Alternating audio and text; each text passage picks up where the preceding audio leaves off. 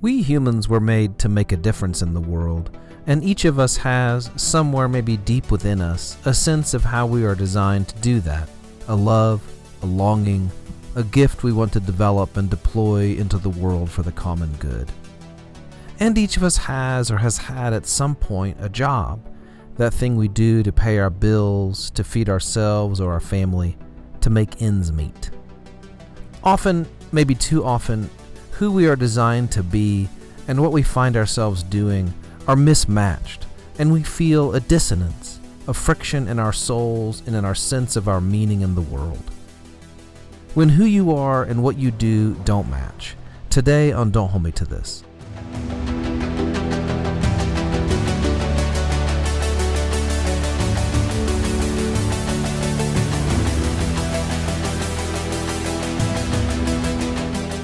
I was thinking over the last week that we often construe the course of our life as a journey with a starting point and some kind of discernible destination.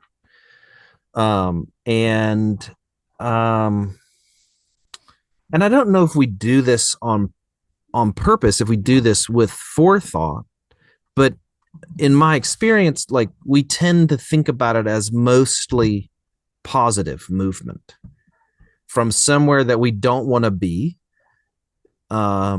youth or some geographical location or some state of lacking some skill or experience or education. And then Starting salary. Yeah, that's right. Yeah, maybe it's mostly that, mostly not making enough money. And then we imagine a kind of steady climb in positive movement toward that thing that feels like a positive move away from the place where we started, whatever that place is. I wonder if that used to be true. I think that's kind of anytime I think about the 1950s, that's the way I imagine people. They work for one company at an entry level position when they just graduate from college or they just finish high school and trade school. And they're at that place for 50 years, amassing really wonderful skills and experiences and knowledge and a great retirement account. And then they have this great send off from this community that they've been a part of for the better part of 50 years. And then they do whatever they want to do in retirement. And I think that my life has been a journey, but not that kind. And I don't know exactly what to do with the expectations, maybe kind of unknown expectations, that it was maybe not going to look exactly like that, but it was going to at least map to it to a degree. And my sense from your piece is that lurking in the background is that kind of like mythology of individual progress from a lesser state to a greater state. That maybe is in some way lurking behind all of our stories, all of our senses of ourself and all of our expectations for the future and all of our moments of disappointment, in some way have that specter of individual progress through a journey, but always onto a better thing.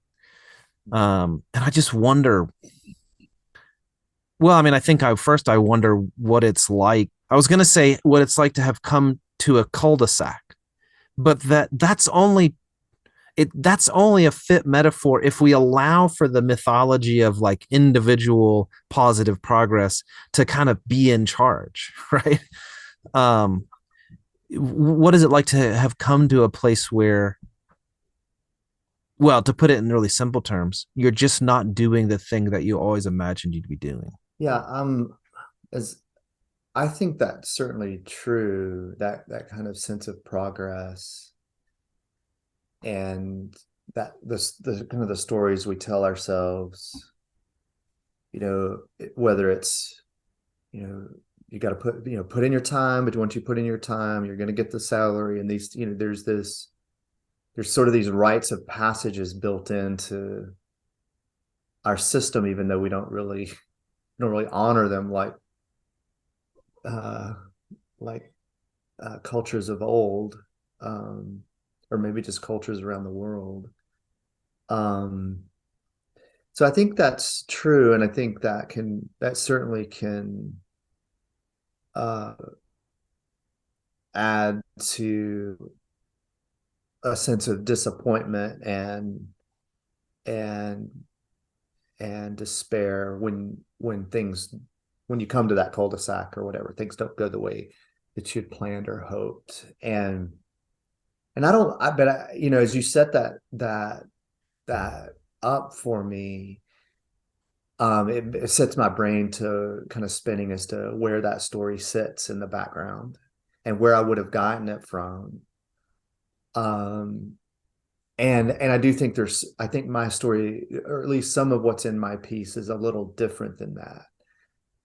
In that, um, but we can talk about that in a minute. And one of the things that I've thought of that I had mentioned, even kind of alluding to in my piece, but it would have it would have expanded the length of it more than I wanted to for this, for what we're doing here.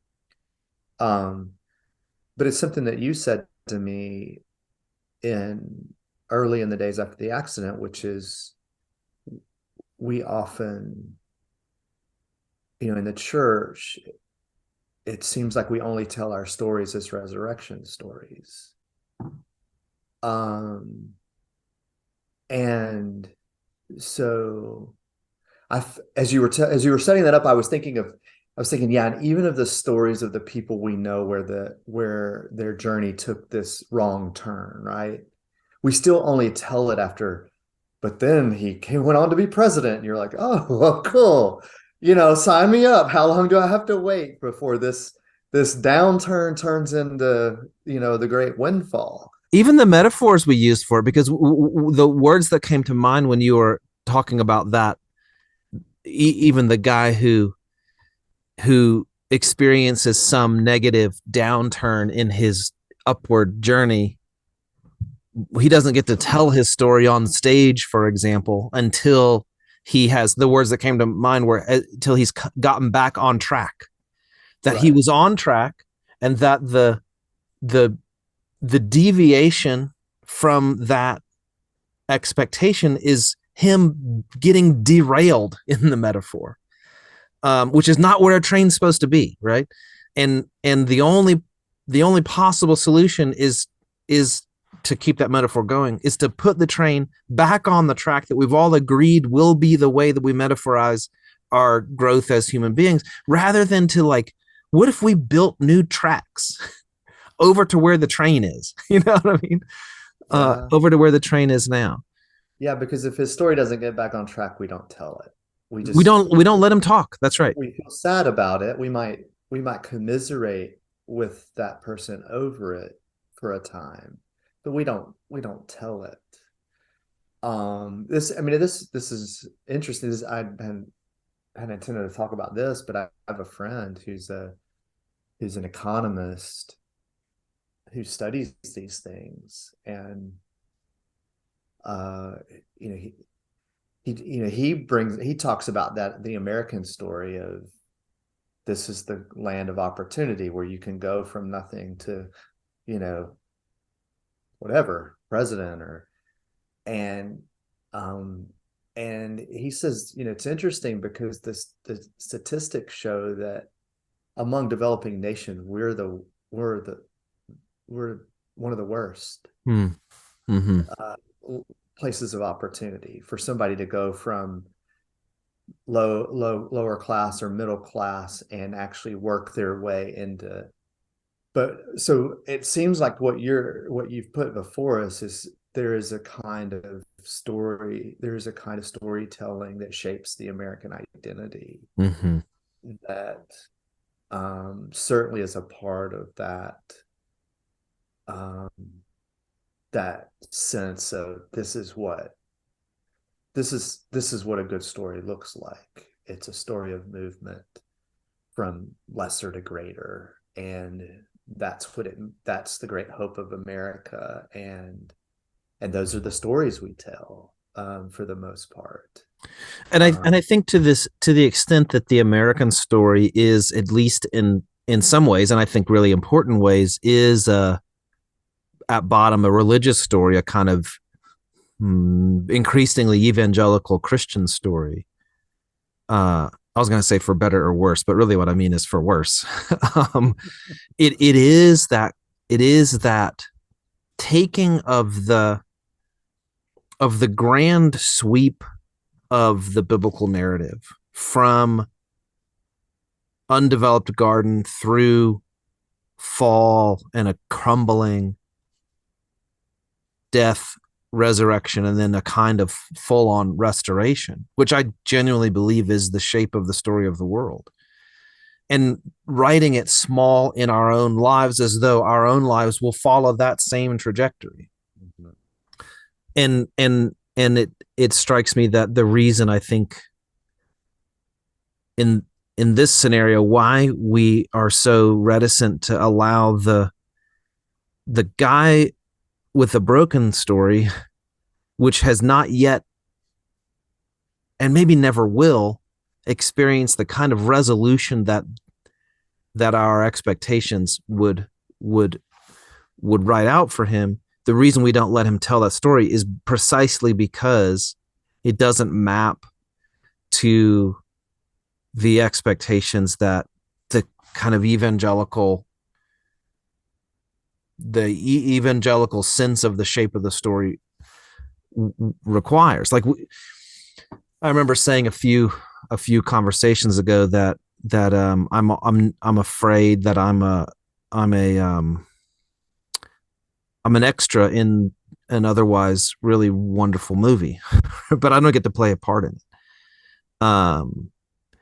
And I think that maybe we've decided that if we don't experience some discernible, tangible, generally wealth-oriented resolution to our story, then we're just extras and we don't actually make a real impact in our neighborhood or in our family or in our community or in the world. Yeah, I think that's true. And I think maybe there's something even to that, right?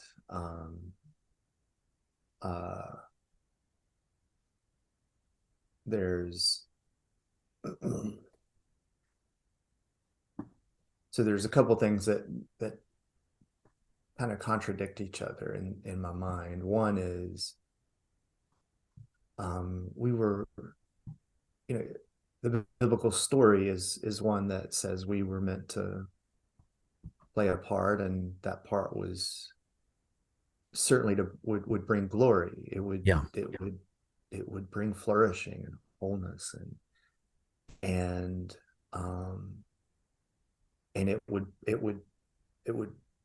redound back to us in our own goodness and our own sense of place in the world, right? Right. And so to be an extra in that story is, I guess, better than nothing, but Sure. it's still, but to have a speaking part seems like that's better than being an extra, right? It Right. seems like there's something in our humanity that longs to have a role Right. in the making of this story. And so there's that. And then I think about, Paul's use of the metaphor of the body, and that all the parts are worthy of honor. And so maybe part of the problem is what we honor, and what we in our world. And the reason he was having to say that is because in his world, certain parts were honored over others. Right. Um, and so there seems to be a fracture coming from both direction, right? The fracture in that we were meant to play a part, in a meaningful and significant part, and that's, I think, woven into our very being by God as image bearers. But there's also this other part of that then has on the other side, which has framed the honoring of roles in a way that exacerbates when it exacerbates that sense of being out of place or being insignificant Right. in the role our story is playing. There's two things that come to mind that I think are feeding into that sense. At least two things. I'm sure there's a lot more. One is this very old sense of the language of vocation. Right. That even up through the Protestant Reformation, vocation was a singular thing. That your vocation was the one thing. In fact, we used to refer to it as your station. It's the one thing that you are called to by God to do for the rest of your life. And so to move off of that one thing is to move off of the calling that God has made and the plan that he's written out for your life. It is to get off the tracks. And the tracks are singular. They go in one direction. There's no fork and there's no Y and there's no change station. Like it's the one set of tracks that have been laid out for your life.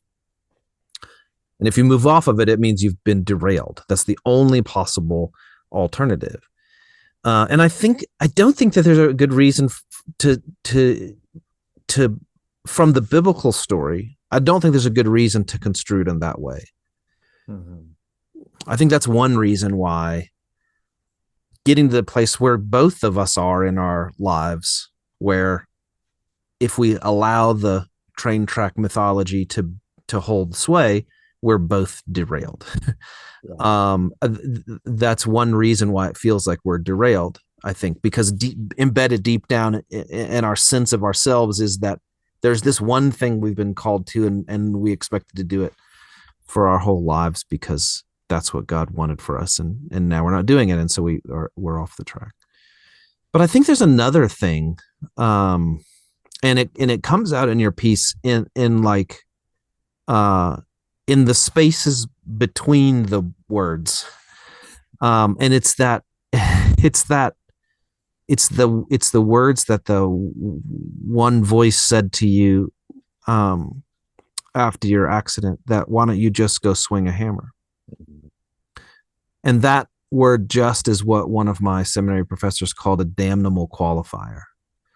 It's this one 4-letter single syllable word that strips the next phrase of any possible import or meaning. Why don't you just go swing a hammer? As though people who swing hammers aren't incredibly skilled and gifted and called to do that work, and are doing that work as a part of the story of restoration in the world. Mm-hmm. Why don't you just go be a plumber? Why don't you just go be a truck driver? Why don't you just go? And it's generally the kind of blue, what we call blue collar jobs that are often considered as less than.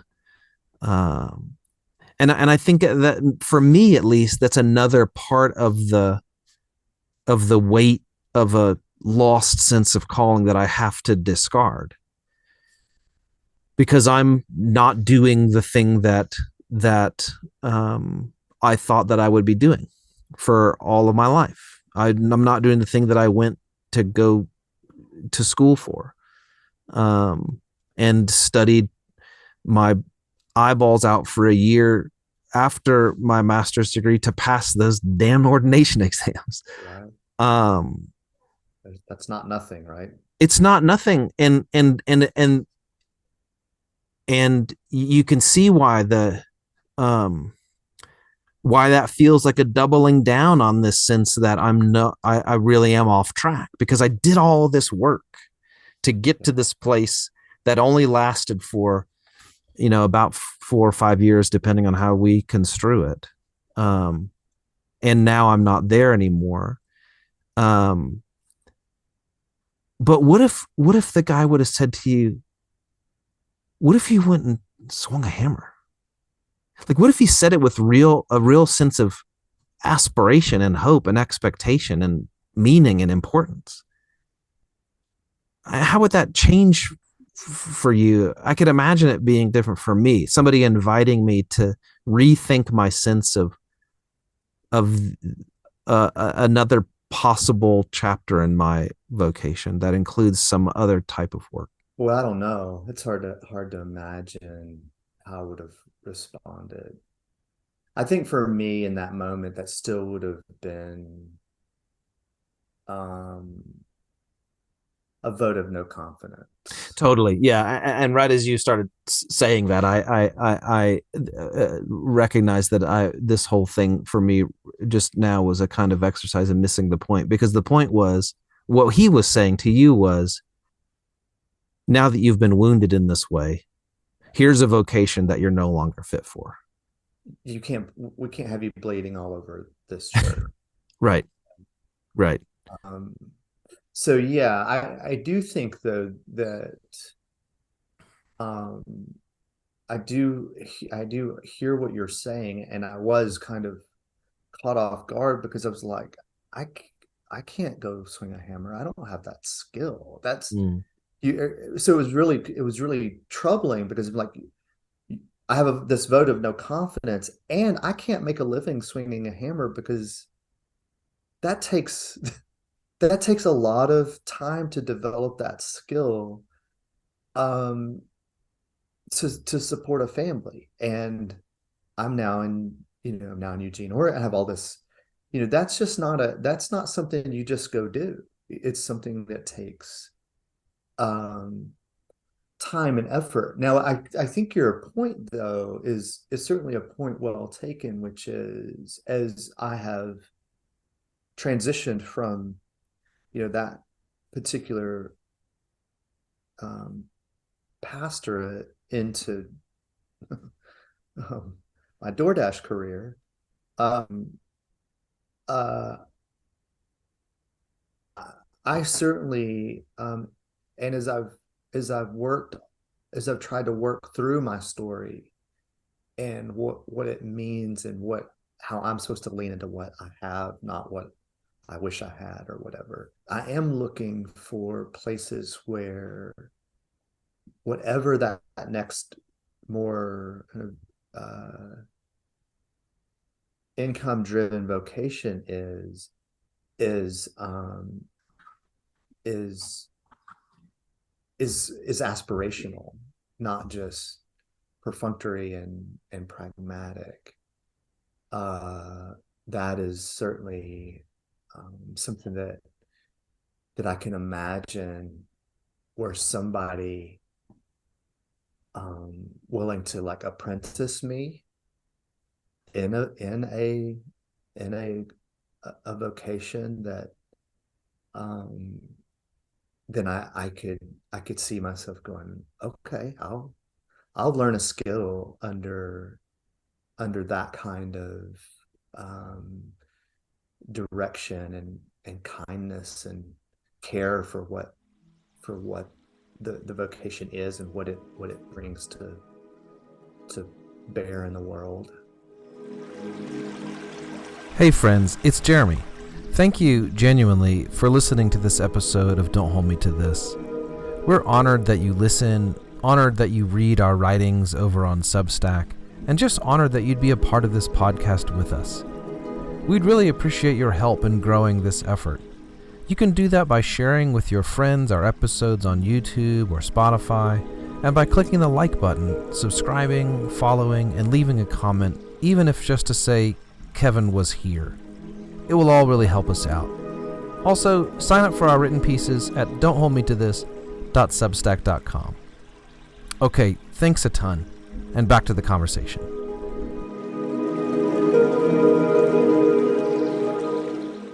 The analogy that we were working with was like the train tracks, and we feel like we're off track, right? And the only way to correct that is to get back on track. And we said, well, one of the ways that we can combat that feeling of callinglessness is to reframe our sense of the operative metaphor. Maybe my problem is that I've looked at a very narrow imagination of what it means to be a pastor, and when I felt called to be a pastor, that's all that my mind could imagine was being a pastor within an institutional setting.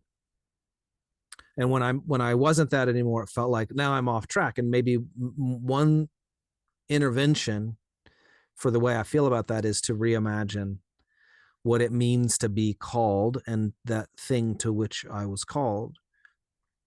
Um, another another thing was to um, revisit our sense of the value of other work, the cosmic restorative uh, value of the work of swinging a hammer, of resetting a toilet, of making a chair, of fixing a stoplight, of writing a parking citation,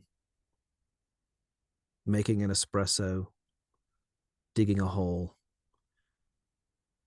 One of the things that we have said, maybe repeatedly through all of our conversations, is that I've said this. I think you nodded your head when I said it.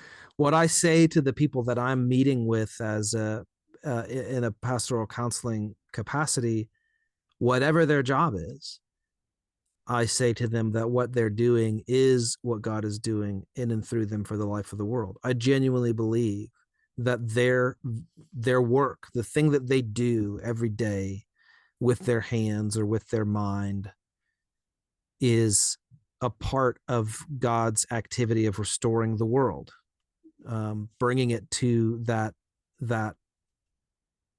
garden city that we all had envisioned in the beginning.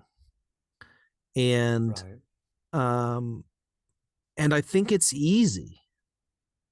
I think it's easy to imagine how we're doing that as pastors because our vocation is talked about in the Bible, preaching and counseling and teaching and all that sort of stuff. It's harder to imagine, but I think it's equally true that the man digging a ditch to to redirect some runoff away from a city center to to manage flooding, he is also doing this restorative work that's moving us ever closer to the garden city that we all long for. Yeah. It's just, as pastors, I think we haven't had the imagination for how to talk about that from the pulpit, in our counseling, in our teaching, as we think about the broad sweep of the biblical story. We don't often think specifically of the ways that all of these vocations across the spectrum are included in the movement of that story. Yeah. Yeah. And I think, I think just in terms of going, from where I'm coming from in terms of my piece, Mm-hmm. swinging a hammer, Mm-hmm. um, I think it, so I think it comes down to it comes down to that deeper sense of, or maybe not deeper, maybe not the right way to say it, that internal interior sense of calling. Like, what Mm-hmm. am I supposed to be doing Yeah. Yeah. in this world? What Right. do I have to contribute? And um and so prior to the accident, that interior sense and even the external sense of what was confirmed in terms of my gifts and abilities and the things that were shaped by my moving through the world in relationship to others, the being a pastor made sense. Mm-hmm. um Driving for DoorDash, uh driving for a food delivery app. This I don't segment know. sponsored by I DoorDash. don't know. I don't know if we need to protect the innocent in this, Oh, they're not innocent. but driving for DoorDash is um what I'm wrestling with existentially is how to make sense of that. And so I think part of maybe the tracks that we're dealing with, some of it, what we're dealing with in terms of the tracks and needing to reform that metaphor is something we've also talked about regularly, which is humans' interior sense of their self and their purpose in the world Yes. and what they do in the world were by design intended to match.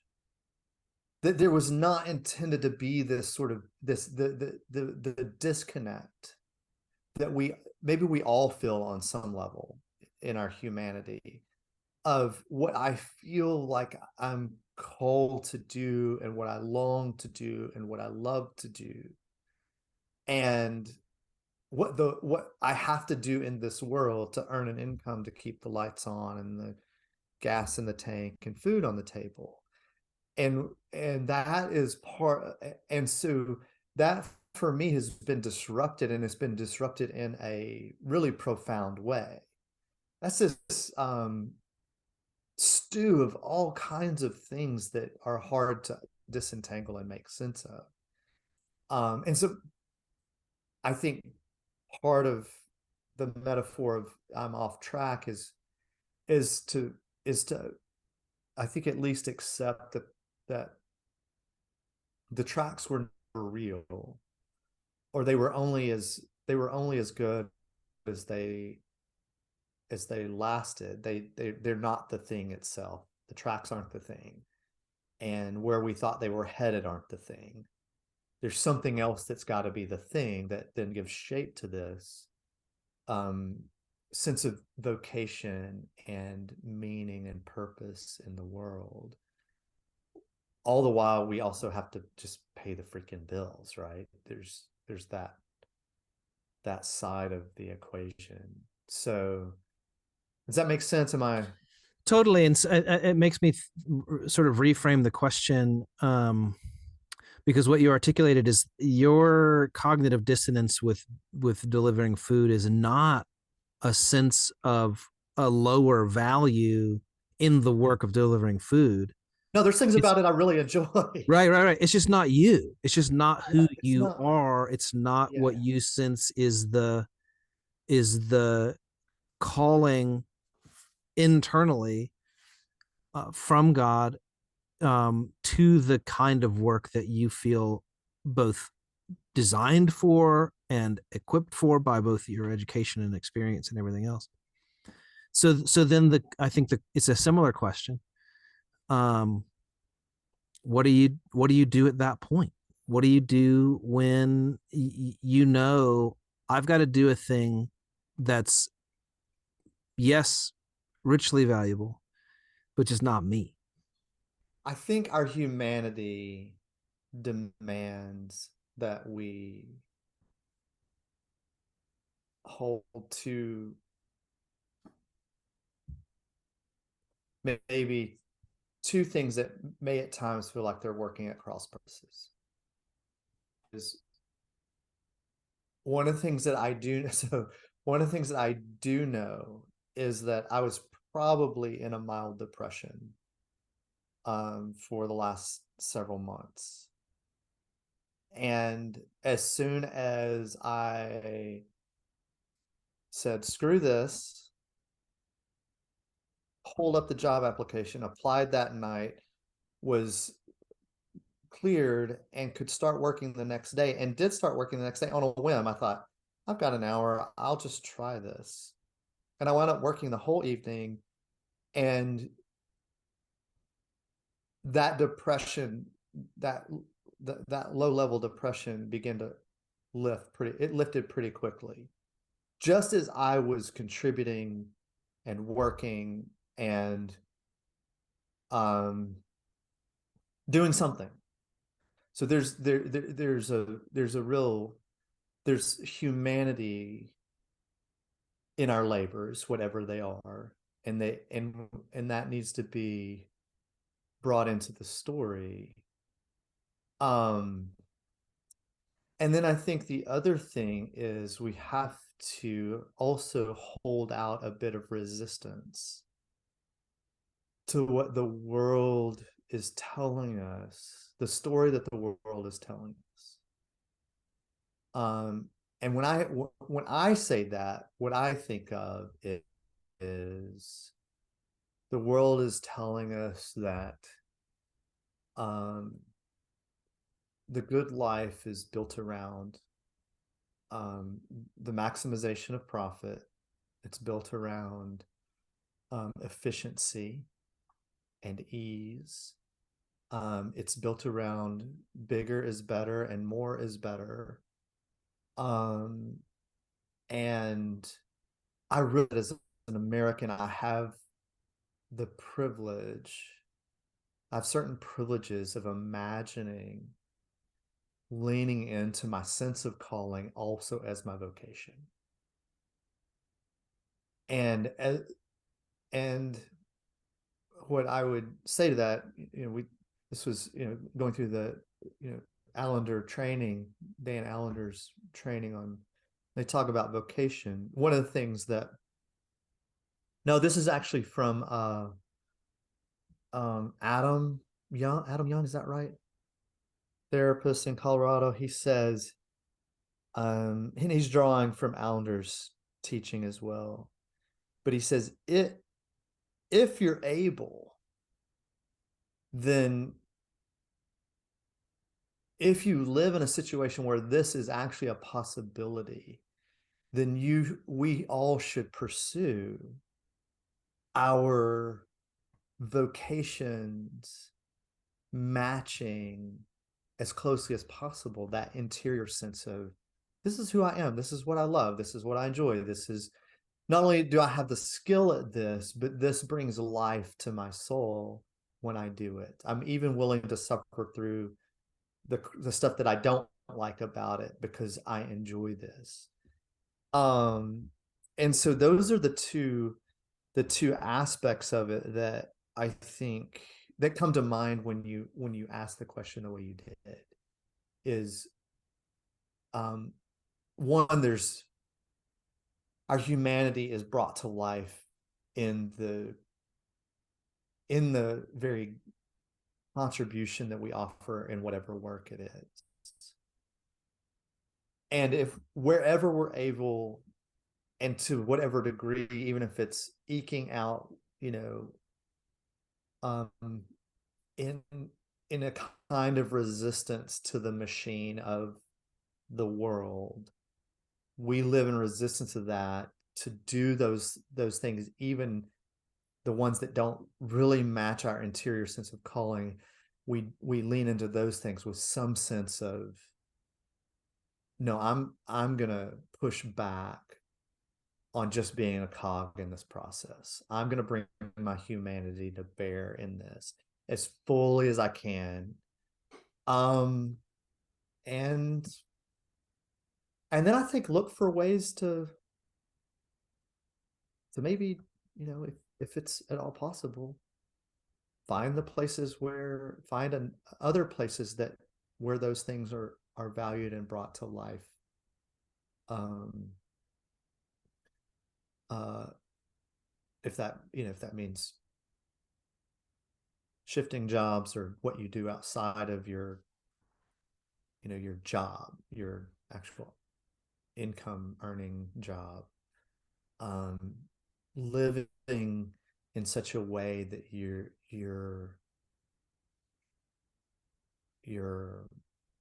making room for those deeper human parts of you to come to the surface, and be expressed and enjoyed. And yeah, so I think for me, driving for DoorDash is a huge juxtaposition from being a pastor who at the moment of the accident was sort of about as buoyant as I've ever been in my life about what I was doing and where it was going. And that's a hard juxtaposition to Mm-hmm. navigate. Mm-hmm. Um, yeah. There's there's a a perennial temptation, I think, although I don't know that we often construe it as a temptation. Within a faith orientation, to look at a situation like that and try to tease out the meaning of it. Why, when you were the most buoyant that you've ever been in your pastoral work, would God pull the rug out from underneath you? And I'm not asking you to discern some meaning, in part because I there's like there is some level to which seeking a silver lining ends up being a kind of form of spiritual abuse. um like, this is bad, but you got to figure out some way to talk good about it. um and I think that's terrible. I really think it's terrible. I think of um I have this like weird like rhythm of revisiting 90s music all the time. The 90s music that I grew up on. There's an NPR story that I heard a number of years ago that says the reason why you think the music that you listened to when you were between like 15 and 19 is the best music ever made is because of the way your brain was developing at the time. And so 90s music is the best music ever made because of the way my brain was developing at the time. But there's this wonderful line in a Counting Crows song where Adam Duritz says, "Hey, Mister, if you're going to walk on water, could you toss a line my way?"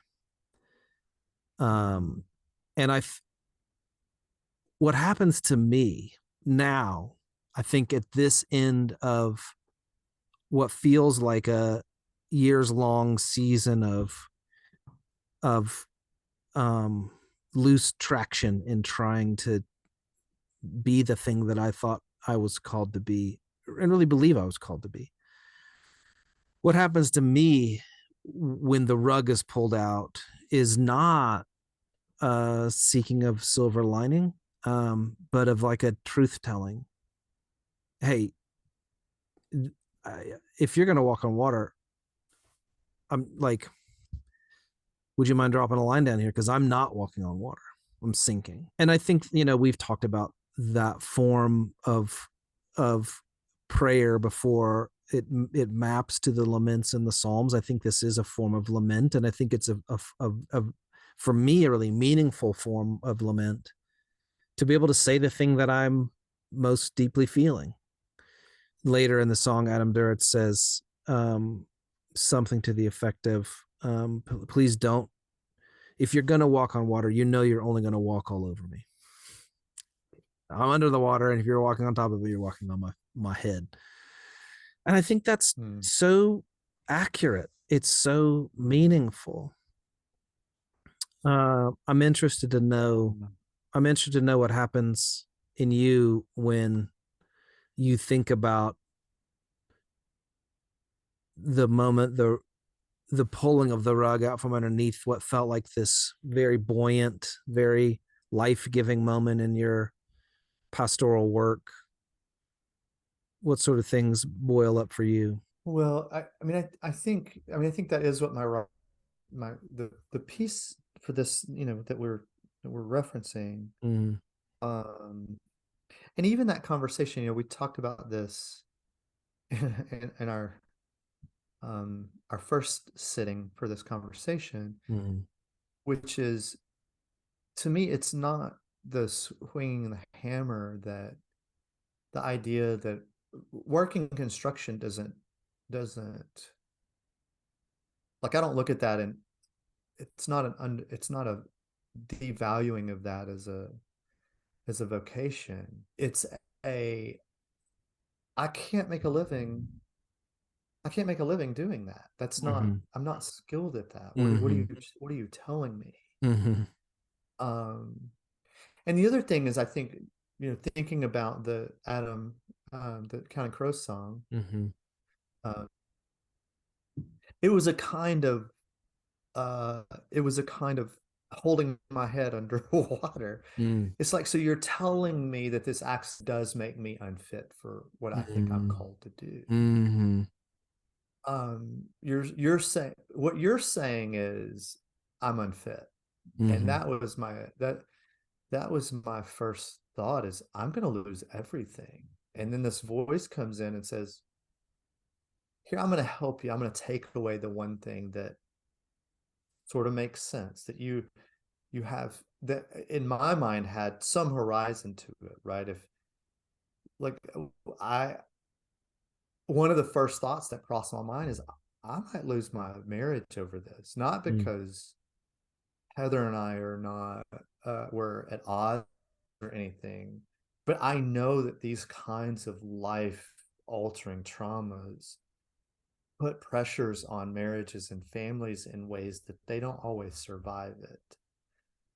And rationally, or that was ever whether my marriage was really ever threatened, and it never felt like it was as we walked through it. That was the thought I had. And so here he was, in some ways, saying, the one lifeline that you think you have, let me take that too. And so that's what part of what how I process that. And then I hear those lines, those lyrics, and um I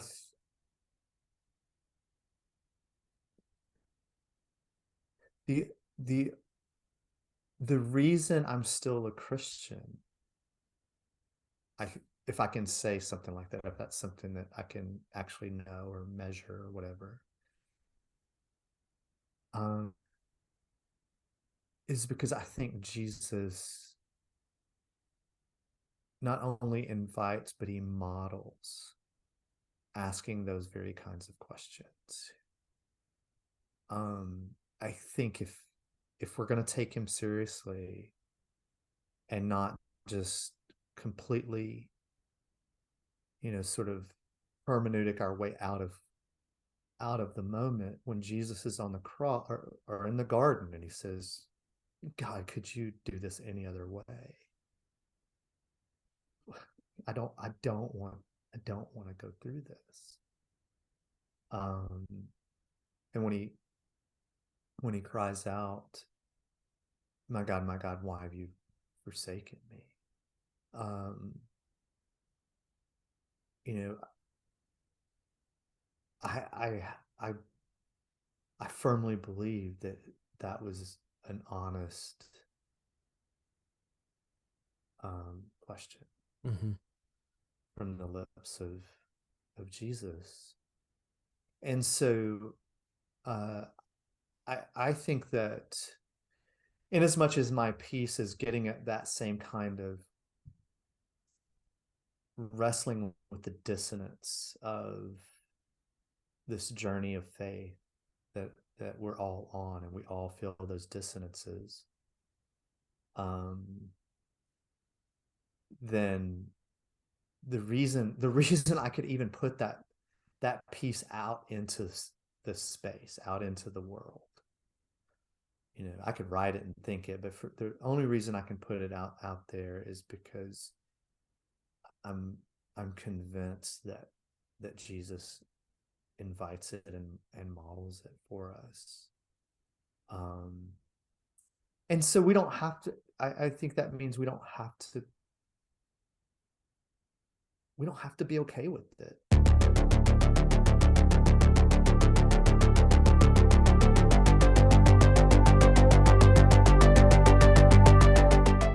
Don't Hold Me to This podcast is produced by Shaynor Newsome and me. I'm Jeremy Reeves. A big way you can support our work is by sharing this with your friends. And if you can't do that, force it on your family. Music this week is by Alexander Koltsov, The Turquoise Moon, and Gerardo Garcia Jr. Like the podcast, subscribe, and follow on whatever platform you are on. You can find out more, do some more reading, get in touch, and subscribe to our writings at don'tholdmetothis.substack.com, no apostrophe. you.